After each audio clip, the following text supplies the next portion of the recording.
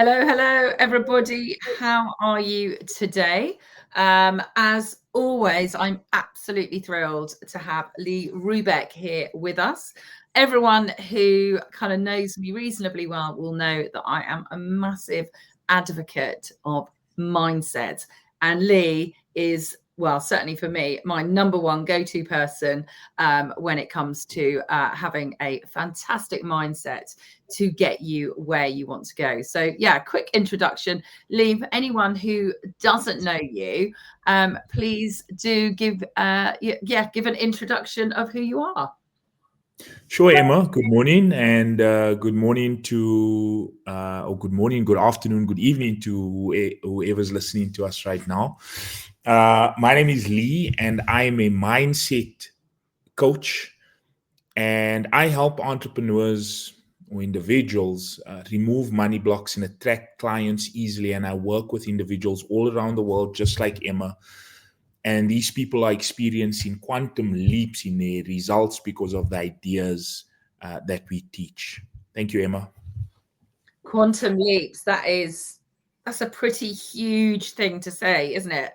And I know in life we are kind of encouraged to, well, I don't know about you, but we've got a new government and they're really excited about having a 1.5% growth over 5 years. I'm not sure I'd be that excited about that kind of growth. So hearing about quantum leaps, just really, really makes me feel that there is so much more that we can go and achieve, go and get. So let's just sort of jump into it. I know we've got a lot to cover off today, and one of the things we are coming up to, so I don't know about you, but it's what mid-ish November, and so therefore I am going to be planning my 2025 in a couple of weeks' time. I'm sure you're doing the same, so we'll be setting these big goals. So let's jump into it, Lee. We're going to be talking about sort of paradigms and things like that. But let's talk about how you're feeling about, coming to the end of this year and moving on to next year. So, to be honest, Emma, obviously there's some targets that I have not hit yet. Look, we've still got about a month and a half, or about a month left, essentially. But I'm feeling pretty positive. I've had some nice momentum generated towards the latter part of this year. So I'm feeling positive. And just excited for what 2025 holds. I mean, even if we don't get exactly what we want, there's a lesson in it, right? So there's always something that you and I can take away from whatever we've experienced this year, But the conversation that we were hoping, Emma and I were hoping to get into today, is that if we're going to get different results in 2025, so we plan 2025, we set big targets again. If we're going to improve our results in 2025, we've got to operate with a new model. So we can't keep doing things the same old way, right, Emma? We've got to start doing things differently. And I think that's what you've kind of alluded to, and what we're going to get into here today. Yeah, absolutely. And I think a lot of people, and I certainly found this a bit difficult, because we kind of grown up, haven't you? If you've got sort of what I call nice parents, they'll always say to you, "Oh, you're perfect exactly how you are." So it took me a while to sort of understand this kind of shift of how it's actually just about becoming a better person. And you kind of really clarified that in Bob Proctor's words, is you started talking about the fact that Bob had changed the way he was a number of times. And I found that really hard to understand, but actually it inherently goes back to whether you're religious, to biblical times and all those things. But inherently, as people, we look to improve ourselves on a daily basis. And if you earn, I don't know, £25,000 a year, you're going to be thinking very differently to somebody who's earning £2 million a year. And that's something that is really key. And I actually listened to a billionaire the other day do a presentation, and he was he clearly just thought so differently. And I was a bit embarrassed because I didn't know how many noughts he was actually even talking about. I was like, hell, if I need to get there, I've got to know how many noughts he's talking about. So yeah, so it is all about this kind of becoming a as you say, becoming this kind of different person. Is that kind of what we're talking about, Lee? Is that the understanding? Did you find that easy when you first understood this?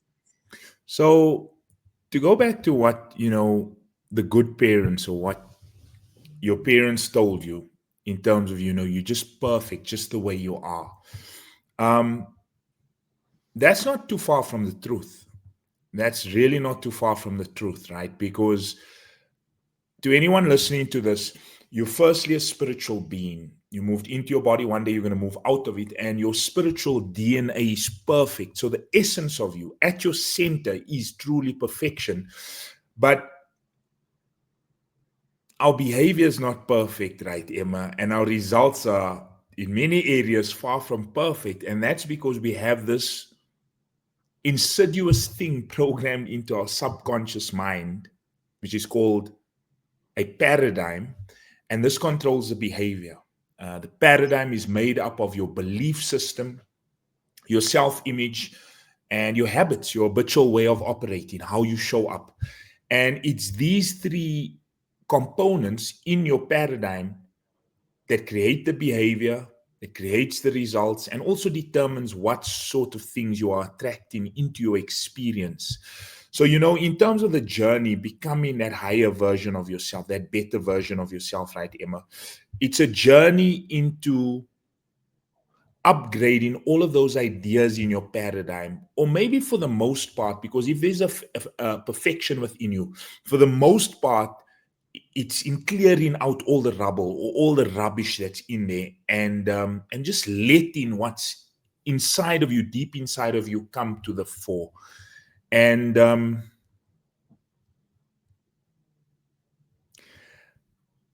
it's a challenging journey. It's a tough journey, and I know you've walked this journey, but it's so rewarding. Like it's so liberating when those ideas start moving out of the way, or when you start upgrading them to more empowering ideas.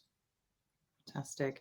So for those who, some of these concepts might be quite new, can you just sort of dive a little bit more into exactly what this paradigm is, what it's kind of made up of? Because I know even over the time that we've been sort of working together and I've been learning from you, it's become more. I think when I very first started, it was such a big concept that actually I didn't know what I didn't know. And so I love what you teach, because it gives you practical steps to move forward. It's not kind of ethereal. It's not kind of like, oh, hope and the world will come to you. It's really practical steps. And that, to me, being a very kind of practical, logical person, works really well. So can you kind of deep dive a little bit into what exactly this paradigm is, what it looks like, what we should be looking out for? So the paradigm it's a mental program. So it's, to break it down, Emma, it's a multitude of habits, or it's your belief system. That's essentially what a paradigm is. It's a multitude of habits, or it's your belief system. And I know you and I have talked about these sort of ideas in the past on this platform.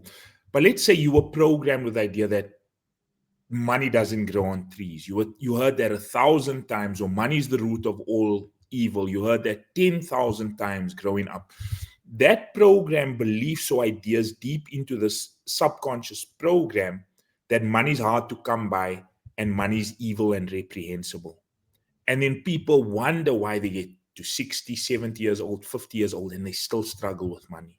It's because we've got all of these negative ideas that you did not even originate. Not a lot, but most of what's in your subconscious paradigm, you didn't choose, right, Emma? At the moment of conception, a cell from mom, a cell from dad formed the nucleus of you.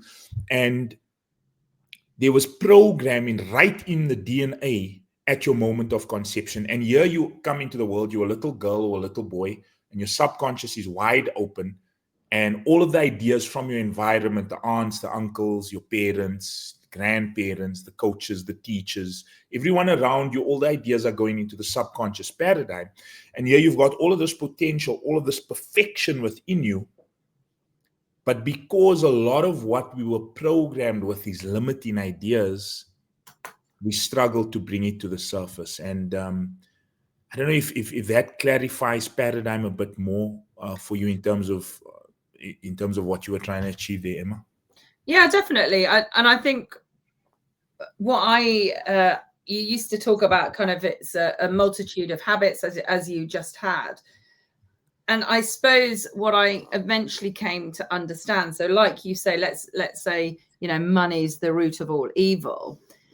So it's kind of like, yeah, I understand that is, my inherent belief system. And then I think then when things really started to slot in place is that within us, we have our thoughts, our feelings, and our actions, but it was those habits. So when somebody says, when, I don't know, somebody drives past in a nice car, your habitual reaction is to go, potentially, they must be a drug dealer.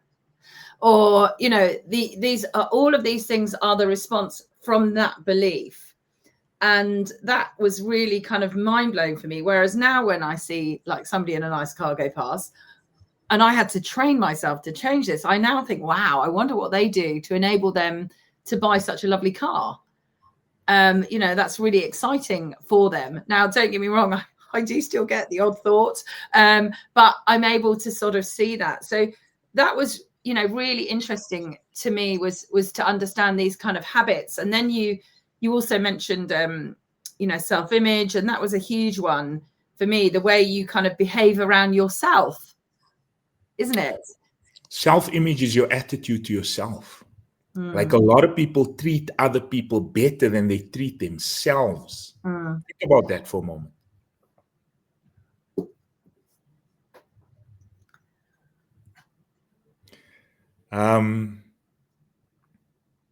Have you ever noticed, Emma, how some people,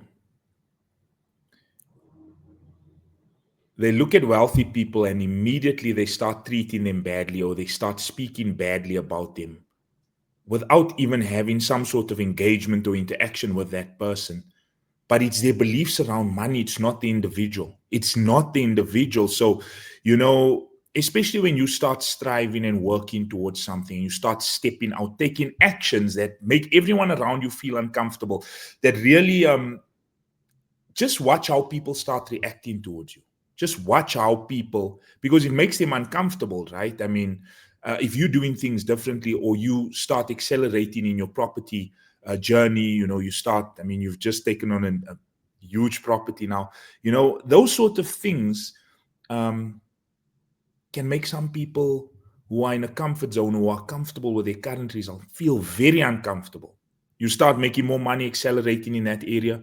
Oh no, Emma thinks she's better than everyone, or, I don't know. It's the craziest thing, but this is the paradigm, right? So this is what we're talking about.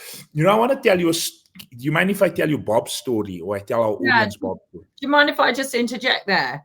I think that's sure. Really, really incredible. And I think a lot of people, myself included, you almost kind of feel fearful. So I know when I started talking positively about money, if I feel I'm talking to somebody that I perceive to perhaps not have money, I'll kind of really play things down. I might not mention things and stuff like that. And that's just a really crazy kind of way to do it. And then other times when I've kind of been really brave and I just talk, not in an arrogant manner, just in a generalist manner, actually the response of people has been really powerful. And going back to your other point about treating yourself, I mean, that is an amazing one. You hear, especially the people who verbalize it, they say things like, oh, silly old me, or, oh, I can't believe I'm so stupid, I've done that. And even just saying those words makes me feel a little bit unwell, because I'm so used to kind of, and I'm not saying that I'm in at all always nice to myself. In fact, I was on another meeting this morning and I just looked at myself. I thought, my gosh, you look dreadful. And then I thought, but you know what? I really love you still. I was trying to kind of combat that persona. Sorry. Those words that you said right there, you wouldn't say it to anyone you love. You wouldn't say it to your kids. Why on earth would you say ideas like, I mean, but here's the thing, once again, coming back to the paradigm, you did not originate those ideas. We were, in your little life, you were told or you were sold certain ideas about yourself. But here's the beauty, right? With a paradigm, you can change that programming, you can take control of it, and you can be your biggest cheerleader and speak yourself into everything that you want. Like, why not have an internal voice that says, you know, I'm really good at this, and I'm getting better. You know, anybody who were to come around me would be lucky or fortunate. You know, everybody who I interact with, their life is improved as a result. Why not talk yourself more empowering ideas about yourself? I mean, none of our lives are perfect. No one exists in perfection. It's just impossible, right? But the thing is, we can speak to ourselves in a way that really, you know, we make a difference. We step into our power. You know, we compete on a higher level. We get better results. But that all starts with that inner voice. Self-talk is everything. But it's the paradigm when you in your head about certain things, ideas, people, situations, right, Emma? It's that paradigm that's essentially talking to you. You know, and that's why you hear a lot about people being told, watch what you say to your kids. Watch how you talk around your kids, because what you tell them and your voice that's around them every day, that becomes their voice as they move through the rest of their life. And this paradigm is speaking to them unless they come around some information like you and I have, where they can change that inner programming. Wow, it's making me feel quite emotional. So I think when we talk about, for those of us who have kids, obviously other people have people that are really genuine and dear to them, but I think it's really powerful when you say, you know, would you say those things to your children? And, you know, most people would just be horrified. Of course, I would never say such a thing, that sort of self-talk. But actually, there's a story. You know, again, I'm really working, as I know you are, Lee, to try and help my children. I sometimes feel I'm not sure I can help my 18-year-olds anymore, but I do try a little bit. But my 8-year-old, so we went out for a ride, her and I really love that, hack together. We're riding out. It was a lovely day. Anyway, we were picking up another child. We found another child in the village who rides, but her mum doesn't ride. And I said, oh, don't worry. We'll all go out together. I'll take her out. Anyway, Rosabella just got herself in an absolute tears, really frightened. And I kept saying to her, you know, darling, you're worrying about something that you don't know is going to be a worry yet. And one of the things I made her do on the way down, because she was crying at this point, it's supposed to be a joyful, fun thing, and she's now crying on the pony.